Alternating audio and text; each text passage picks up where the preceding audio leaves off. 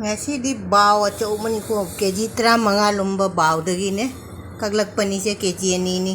nga ka se jang phajadra nga se hawada mandra jang nga se takatakati e nga se yam phaje ngasi thonga age ngasi di baw na charage henau se phajadra henau se keji da lupa humbu hai mare lupa humbu pi ne henau se ju keji ani le re ko jam achauba khoi da seri ai ba henau du ni se jam thum bani jam haw bani phajare jam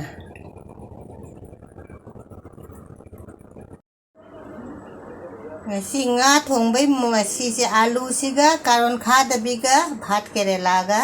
dei khamen chambi ga tilau ama chanam khara siga nakupi phangdami jenam phangdami ni asina thonge thonga ge se jainganga aina thumga moroka hapaga tola ge phajana nga si tawraga thongdoi mi nga se khang cha na thau hape ko khang se jam cha lai ra me na chonda haidi kaina tilau no chanam ga khoi ngai da nga hatta la se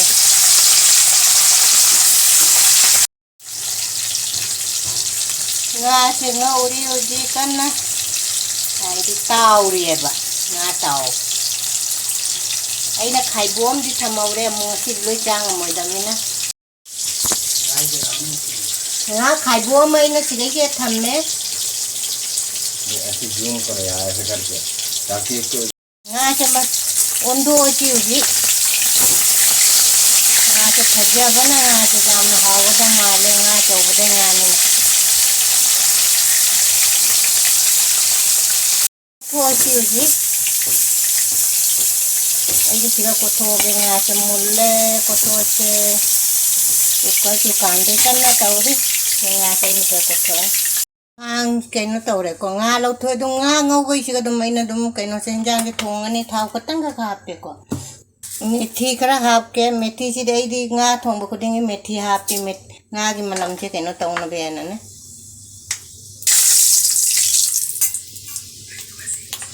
tilau hap chen lage tilau jang hang ngau chala si goi di ani che phajana ngauraga lagi alu hap ke jenam tilau jang sangang me alu ga karon ga hap cha lage adu ga phajana ngauraga dinane hap cha la si alu se khathun mun na ba thum jai khut ki chang na hap pe ko thum che hami se bi tum hap cha la si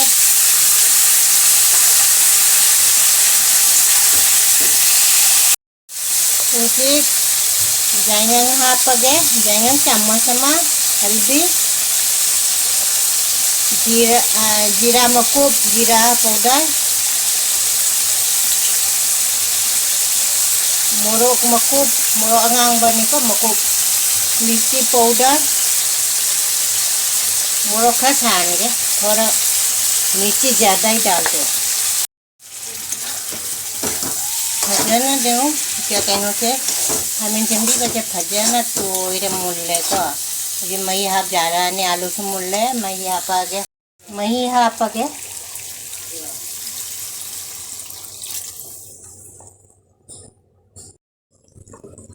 nga hap cha la si hinjang ge paja sa ore ko nga mamai ka se khutcha om ni ko nga chai na khai bom di thamore nga si di loi na cha ngam moi da mina thong jal ga chu khoi di nong dang chu chak cha de bo je ai ti adu na nga che khai bom mai na thamora bo ong ba se loi re uji kaino phadi gom khara hap cha la se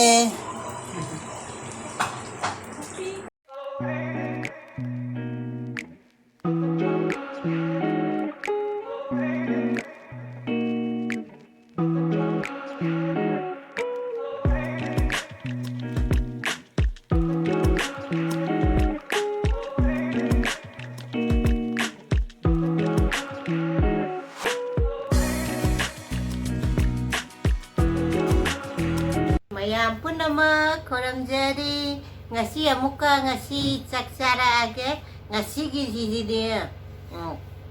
bau ni ko bau ke jitra manga alum badai ne kaga khoi lorok pani ngasi cham chau re ꯐꯖꯁꯨ ꯌꯥꯝ ꯐꯖꯔꯦ ꯉꯁꯪ ꯉꯥꯡꯉꯅ ꯉꯥꯁꯦ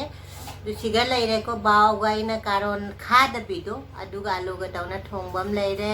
ꯁꯤꯒꯅ ꯀꯥꯔꯣꯟ ꯈꯥꯗꯕꯤꯒ ꯑꯂꯨꯒ ꯌꯣꯡꯆꯥꯛꯀ ꯏꯔꯣꯟꯕ ꯑꯃ ꯂꯩꯔꯦ ꯁꯂꯥꯠꯇꯅ ꯊꯕꯤꯒ ꯇꯤꯜꯍꯧꯒ sina iromani ko sina ubra ai khara kaino tawdama dugai henau ne henau se jam phajaga ba henau se taseri henau ne ko asima kaino chakcha le chara ge dei karon khada bido angan ngan ma leire jongcha ga ma leire mayam chak jam la me cha ko ji handak chek hai di khara ing nong cha sa ba khatang phai kari ge nong khara ngara khiam ba dei ne se mayam lai khara kal la si ko nga siga nga aham bacha kom se mayam dei lagi nga che ka tawra ga ne nga thong ba siga nga si di khwa om ta la ni ko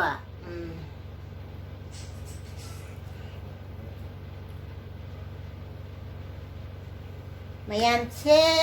chamin na ra si mayam pun nama chamin na rase karon kaino to khada bido adu tawna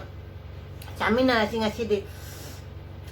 mayam da nga thongba in ngarabani na iroma se dei jam pam bane adu iroma se tawra chara si mayam chamin na rase ko asi di jam hau do re mayam di chabra cha da de karon khada bi se iron cha jam hau bane si dei chak to oi da kang de ne chak ta iro me kwa mo iro me ba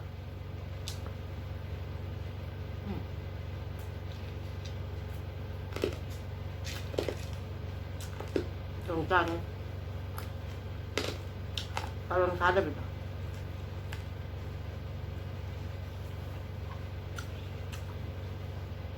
karon campur kada bi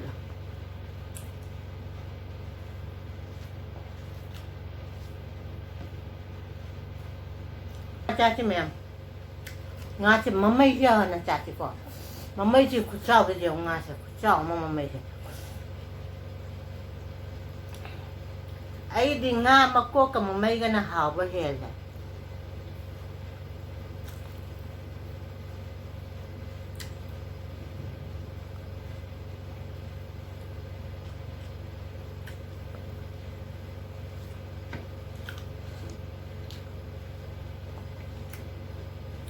alu kay nga ako'y alu ga de karon kada bisa hapatong ke ngagi mahido adu ka changa ga jam hawla ba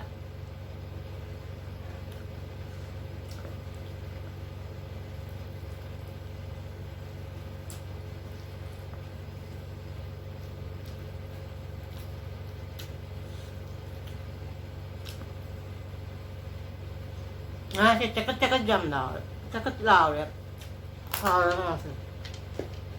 masyado check-chell diba?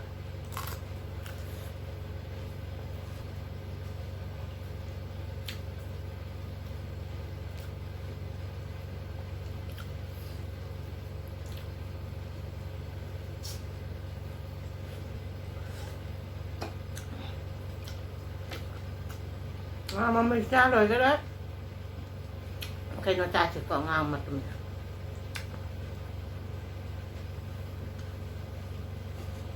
chứ ui đầu này làm hào này bạn ở chỗ con ngà này nè ra thế sát thôi kìa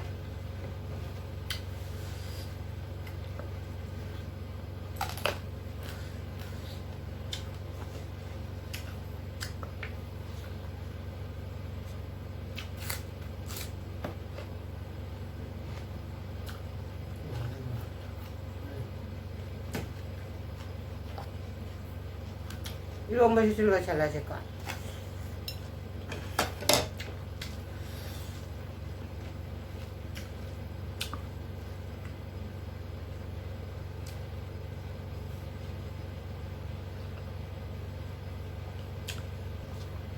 이거 뭐 지가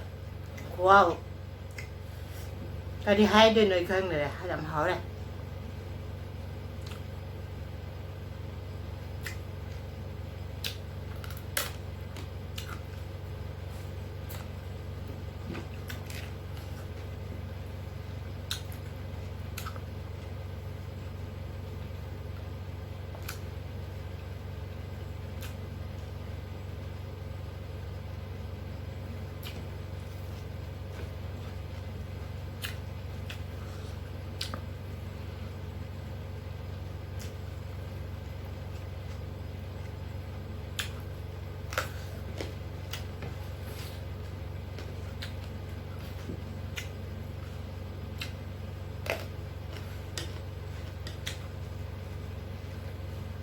안 배우 잘하세요.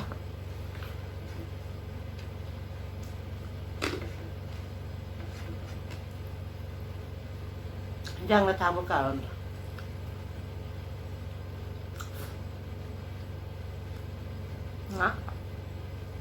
뭐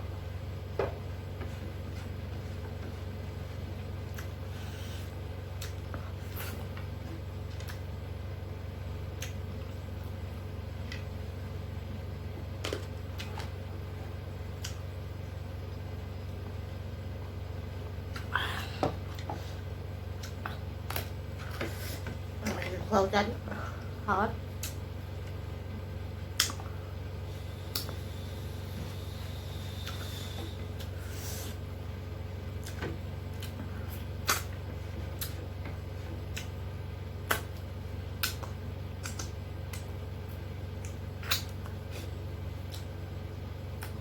phải biết làm rồi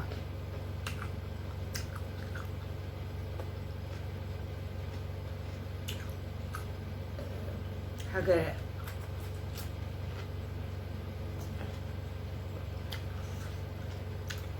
anh đâu vậy?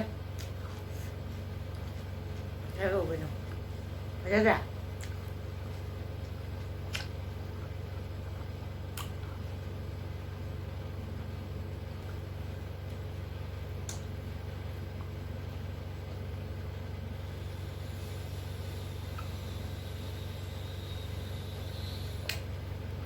Ay trái dù đó đâu có trả cho dùng mẹ em cũng nằm khoa mà tả đây ngay khi ngã thùng mình hào bên này đồ mình hào bên này được cái salad được cái chăm phút tôm chu đây trồng chặt tôm lôi đấy phải lôi tả cái ngay khi đi mấy tả cái ngay khi đi mẹ em cũng nằm ngay khi cái đi qua chăm nó hào cái có ai cái xôi bây giờ sẽ tôm hai pi đâu cái xà rau gai sẽ tôm hai pi đâu ano ba jeng ba jaw sa video sa jeng ba nung ay subscribe like share to bi matang nung ay ba video mo pura laki nga si diskat bye.